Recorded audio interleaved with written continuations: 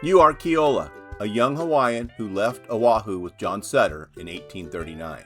The old men in your village said you were chasing the horizon. Perhaps you were. You were barely 20 years old when you stepped aboard the ship, leaving the warm surf, the breadfruit trees, and the familiar mountains that rose behind Honolulu Harbor. You did not know then that you would help build one of the most important places in the history of California. You only knew that the foreigner called Sutter promised work.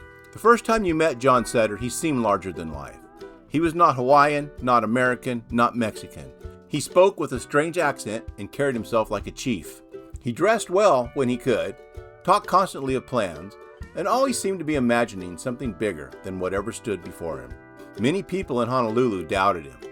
He dreams too much, one sailor told you, but dreamers often needed workers. Sutter recruited several Hawaiians, known throughout the Pacific as skilled sailors, laborers, carpenters, and ranch hands. Across the ocean, people called Hawaiians Kanakas. Some used the word respectfully, others not. Regardless, Hawaiian workers had earned a reputation for being dependable and capable. You signed on. Months later, you sailed north across rough seas. The ocean grew colder than anything you had known around the islands. Gray clouds replaced tropical skies. Eventually, the ship reached Sitka in Russia, and then from there sailed to the distant settlements of Mexican California. California in 1839 was unlike Hawaii. The population was tiny. Most of the land seemed empty. Vast grasslands rolled to the horizon. Herds of cattle wandered across valleys. Small settlements clustered around missions, presidios, and ranchos.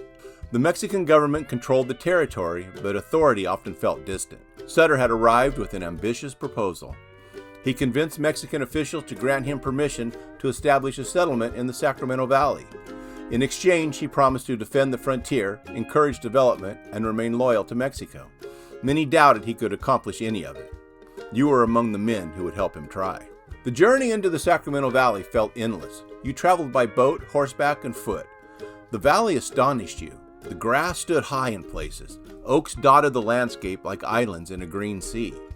Rivers twisted through forests of cottonwood and sycamore. Waterfowl darkened the sky when they rose from marshes. You had never seen such abundance. Near the confluence of the American and Sacramento rivers, Sutter stopped and surveyed the land. "This is it," he said. For you, it looked like wilderness. To him, it was a city that existed only in his imagination. The first months were difficult. There were no walls, no workshops, no houses worthy of the name, only temporary shelters and endless work. You cut timber, you hauled logs, you dug foundations. Every day began before sunrise. The settlement was originally known as New Helvetia, named after Switzerland, Sutter's homeland. The labor force was diverse. There were Hawaiians, European immigrants, native Californians from many tribes, Mexican workers, trappers, hunters, farmers. Men who spoke half a dozen languages often worked side by side without sharing many words. Axes and gestures became a universal language. The fort itself grew slowly. First came the walls. You helped cut massive timbers and shape them into a defensive enclosure. The walls rose higher than a man's head. At the corners stood bastions where cannon would eventually be mounted.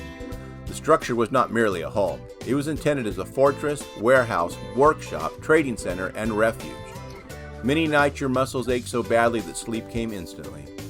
Yet every morning the fort stood a little taller. You began to understand Sutter's vision. One of your greatest contributions came as a carpenter.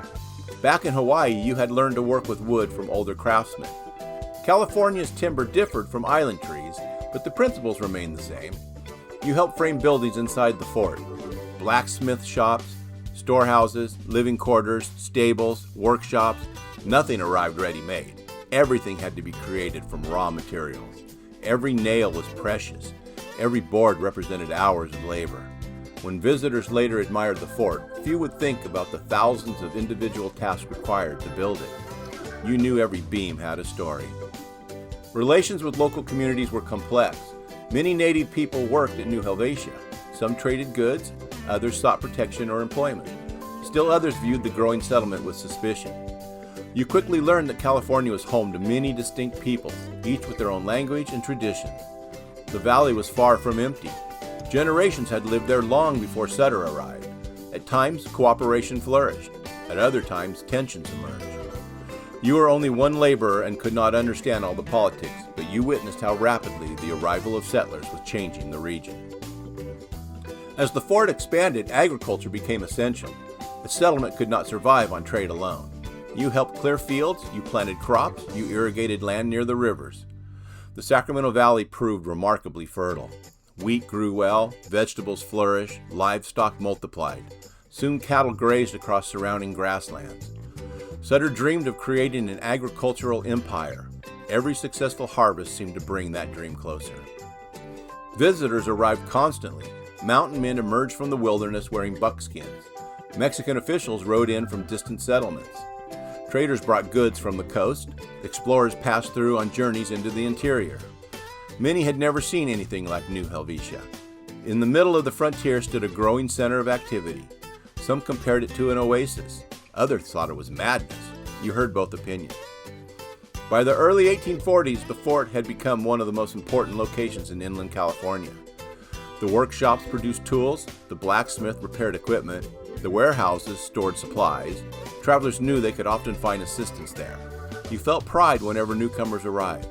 You remembered the empty ground where you had first camped. Now walls enclosed a thriving community. The transformation seemed almost unbelievable. One winter, heavy rains flooded portions of the valley. Rivers spread across the landscape. Roads disappeared beneath water. Work slowed. Food became harder to transport. Yet the fort endured. Its elevated position helped protect it. When the storms finally passed, repairs began immediately. Frontier life allowed little time for rest. Nature constantly reminded everyone who truly controlled the land. In 1841, the first overland immigrant party from the United States, the Bartleson-Bidwell Party, reached California. Many eventually found their way to Sutter's settlement. You listened to their stories around evening fires. They spoke of deserts, mountains, starvation, and impossible journeys. Some arrived exhausted and nearly penniless. Sutter often assisted newcomers because every additional settler strengthened the region's economy and influence. At the time, few realized how dramatically immigration would increase over the next decade. Years passed, buildings multiplied, fields expanded, trade increased. You became one of the experienced men at the fort. New workers sometimes asked how long you had been there. You would smile and point toward the oldest structures. I helped build those. The answer always impressed them.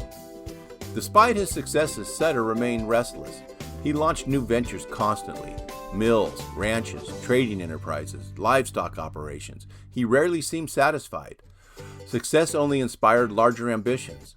Some ventures prospered, others failed, but his energy never disappeared. That relentless drive had built New Helvetia from wilderness. The fort became a crossroad of cultures. On a single day, you might hear Hawaiian, Spanish, English, French, German, Russian, and native languages. Meals brought together people from across the Pacific world. The frontier did not erase differences, yet survival often required cooperation.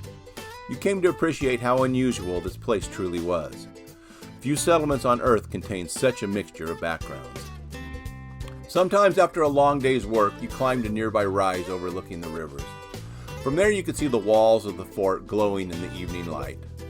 Smoke rose from chimneys, livestock moved across distant fields, workers returned from their tasks. Children played inside the enclosure. What had once been wilderness now showed unmistakable signs of permanence. You thought about Hawaii, the sound of waves, the smell of salt air, the mountains of your home. You missed them. Yet you also understood that part of your life now belonged to California. Your labor stood before you in timber and adobe. The fort existed because hundreds of people had sacrificed years of effort. You were one of them.